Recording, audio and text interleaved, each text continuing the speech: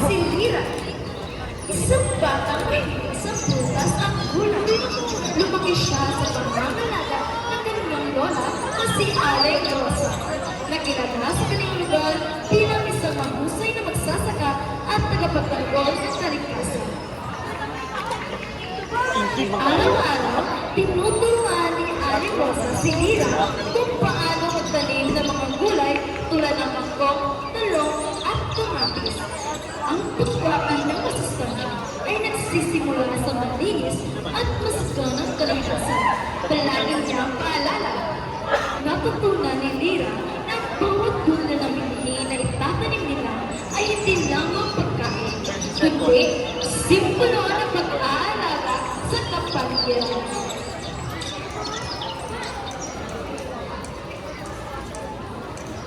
Inatubuhan, biglang bumuwas ang malakas na ulan na tila walang tigil.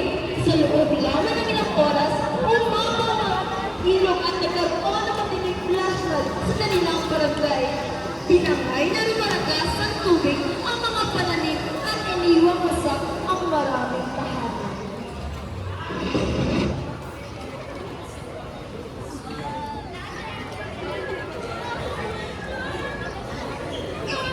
Lola, bakit ka nangyari ito? May natanong ni Lira habang pinagmamasdan ang pinsala sa kanilang paligid. At tumagot naman si Aling Rosa.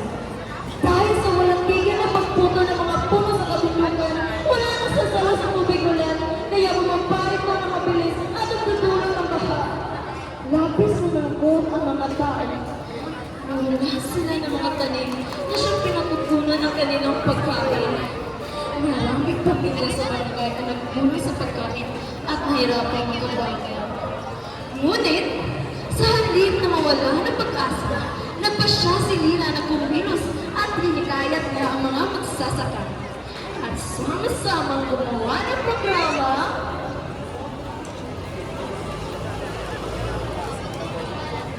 Tanim na Dalaga para sa nutrisyon at kalikasan.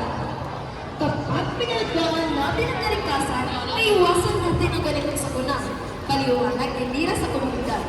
At kung may sapat tayong tanim, masisiguro natin ang masustansyang pagkain para sa lahat. Sa huli, natutunan ng buong komunidad na ang nutrisyon at kalikasan ay magkaugnay. Ang pangangalaga sa kagubatan ay hindi lamang para sa kapaligiran, kundi para rin sa kalusugan at kinabukasan ng bawat isa.